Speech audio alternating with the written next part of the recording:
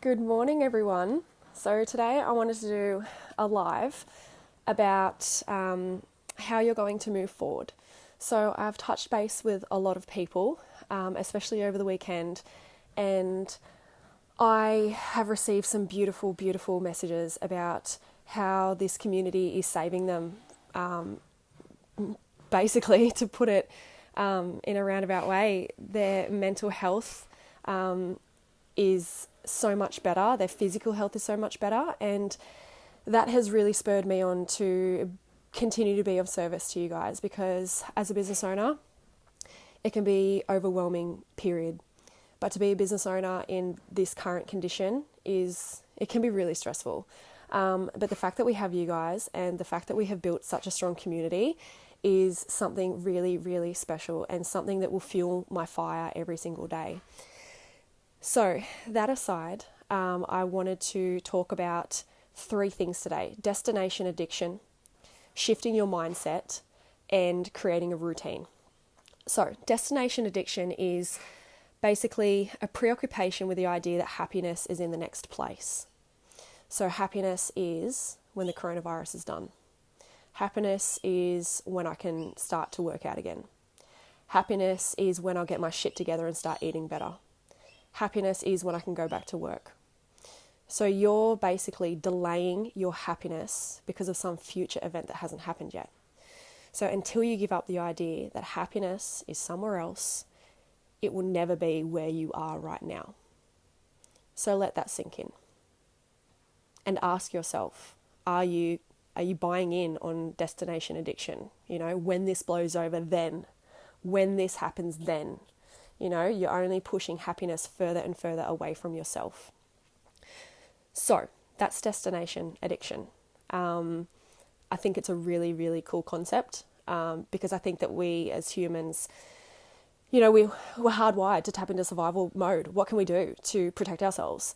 And in doing that, we're just letting fear take over, basically. So shifting your mindset. So practicing gratitude first thing in the morning or before you go to bed. I've just finished up a book called The Source, and it's really interesting. Before we go to sleep at night, we're in this transition state. And it's really funny how, what's been happening to me lately. So a fair few weeks ago, we watched this movie called Bird Box, and it's so weird that movie is representing life right now in a roundabout way. And that night that I finished watching Bird Box, I couldn't sleep. That's all I could think about. And last night we had a conversation about, the potential mortality of people that we know because of this virus that's going around. And last night I did not sleep. And so the nights that I practice gratitude, I write in my journal, I read, I meditate, I stretch, I have the best sleep, and I have really, really good dreams. So I don't even know where I was going with this. Making sure that we're taking the opportunity to feed our minds good things, especially in that little twilight transition period between being conscious awake and unconscious, subconscious asleep. Make sure that you're not scrolling and reading all these bad things before you go to bed, because when your sleep is affected, then a lot of other things, is affected too. So seeing opportunities every single day that you can grab a hold of, and making the best of the current situation. Also, not letting excuses get a hold of you, basically. Don't use this as an excuse to eat shit or drink every day. I've noticed a fair few people have said, I don't mind a drink or two here or there, but just because of the current state, it doesn't mean that you should revert to holiday mode or something that your values don't lie in just because of our current situation. Excuse me, I'm talking, please. Yes, it might seem harmless to have 1 or 2 drinks every day, but it's not going to get you where you want to be. Are you going to feel better because of it? And not just alcohol, drinking every day. Eating every day. Having a treat every now and again during the day, and letting them slip in. It's not going to get you closer to your goals. And I'm telling you right now, you are using it as an excuse to either drink every day, every second day, whatever it is, weekdays, or eating non-ideal things. So that's my little kick up the bum for anyone who is doing that, because you're better than that. You can do better than that. And it's okay to have these things every now and again, but I just don't want it to be a habit, to create that habit just because of the current situation. The last thing I want to talk about is creating a routine. So I know that it's tough. Sorry, I'm just putting a million pillows on him. I know that it's tough to create a routine and get motivated. Reese and I are going through the exact same thing. We're used to working at the gym as well. And what I can offer advice for is continue what you've been doing. If you work out at 5 a.m, set your alarm at 5 a.m. and get up. That's what you've always done, so continue doing it.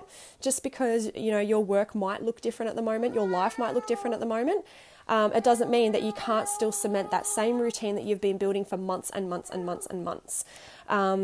If that's not working for you because of the changed landscape, then book in another time with yourself. You are the boss. Don't cancel your meetings. Make it a priority. Make it a non-negotiable.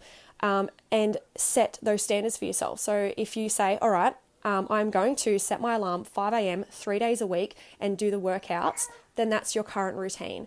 Flow with it. Know that things might not always work out the way you planned, but at least you've taken that first step and you've created that action plan and you've set that routine for yourself, because that routine is everything. When we don't have routine, we get frazzled, we get overwhelmed, we let things get the better of us. But when we work out and we prioritize self-care and working out, everything in life is so, so much better.